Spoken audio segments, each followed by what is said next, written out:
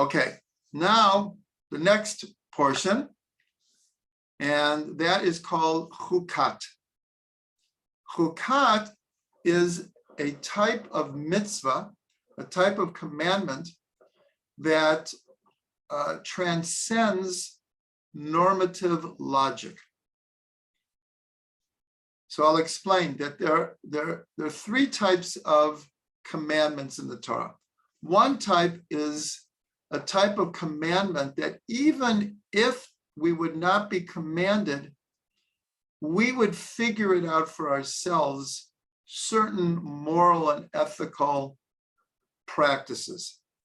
In other words, if the Torah would not tell us you should not murder, hopefully people would understand that this is a very logical type of law for a society, or you shall not steal. So these are types of law that they make perfect sense, and we could figure it out for ourselves. Then there's a type of law that also makes perfect sense, but we wouldn't necessarily think of it. But once you hear it, it's, oh, that makes sense. I wouldn't have thought of that on my own. But now that I see that it's a command, it makes perfect sense. Then there's a type of mitzvah, and that's what this parsha is about. Chukat is a third type of mitzvah that it actually transcends normative logic. It isn't apparently logical. And therefore, it's like, well, why would we do this? And this is what is called in our tradition, accepting the yoke of heaven. In other words, we accept that everything in the Torah is for our good, even if we don't understand it. There are many, many mitzvot that we could figure out reasons for them, but that's not why we do them. We're told that ultimately we don't really know why we're doing certain mitzvot, even though we could figure out all kinds of reasonable explanations for the mitzvah. So in other words, this kind of mitzvah transcends normative logic. So what is this example in the portion of Chukat? At the time of the temple, there were many, many laws of what's called ritual purity. That in other words, to go to the temple, one had to be in a state of purity. And very, very complex kind of laws. We don't have almost all of these laws anymore because we don't have a temple. But one of the ways of becoming impure is by being in contact with death. If someone is in contact with a dead body, they become ritually impure. And to become pure, in most cases, we go to what's called a mikvah. We go to a ritual bath, and we still have ritual baths today. And we do use them for a certain type of ritual purity. But this kind of ritual purity, to be purified from death, this applied only in the temple. So what would happen if someone was in contact with a dead person or a dead animal? Well, how do you become pure? So in this portion of Chukat, it explains a ritual that would purify a person. Now, one of the ways to explain the word Chukat, this type of mitzvah that transcends logic, is the word paradox. It's paradoxical. So what's paradoxical about this ritual to purify ourselves from the impurity of death is those who prepare everything that would purify people, they become impure. and those people who are impure become pure. So by logic, it's like, I don't understand this. How can the people who are making everyone else pure become impure? On the surface, it doesn't make sense.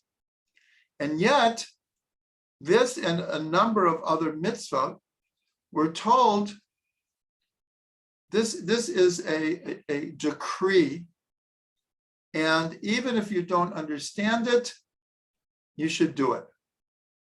So one of them, you might be surprised to hear this, but I'm sure you know or have heard that Jews have many, many dietary laws. Many, many dietary laws. We eat kosher food. It has to be checked that it's kosher, because we can't use certain ingredients in food. Like today, many, many different additives actually come from animals, and different colorings come from animals. And that makes it not kosher for us. And the biggest thing is that we don't mix meat and milk. We don't, at the same time, we don't eat meat and milk, and we don't cook meat and milk together. So there are many, many reasons that we could propose for these different laws. But we're actually told this is a chok. We don't really know the real reason. The Torah tells us that this is the law. We do not mix meat and milk. And even if we don't understand it, in a sense, we show our, we'll call it our loyalty to God and the Torah, that we do it even without understanding. And that's why at Mount Sinai, when we were given the Torah, beforehand, we said to God, Na'aseh v'nishma, we will do and we will hear. Meaning, before we received the Torah, we didn't know what would be in the Torah. But we had come to trust God on such a level that we said, whatever is in the Torah, we will do, even if we don't understand. Hopefully we'll come to understand, but we will do it anyways. So that is one of the main ideas of this portion that we're talking about, is that this ritual to purify people from death actually make those who are making the others pure, they become impure. So this is very paradoxical. But I just want to say, and this is how we'll end, I want to say something about paradox. What is paradox? Paradox is you have one statement and you have another statement. And this statement diametrically is the opposite of this statement. In other words, if this is true, this cannot be true. And if this is true, this cannot be true. It's one or the other. And a paradox is that two different things, you can't bring them together.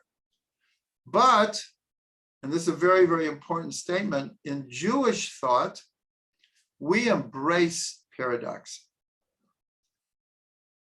Most of the world is afraid of paradox because according to logic, if you tell me this, you can't tell me this at the same time. It's either this or that. Well, so we have a very important statement that says, Elu ve'elu divrei Elokim chaim. These and these are the words of the living God. So the Jewish way of thinking is always attempting, if you have two different opinions and they appear to be absolutely opposite, we try our hardest to see what is the point of truth in each one of them. And even though we may choose one of the opinions to be the law, and that means that the other one is not the law.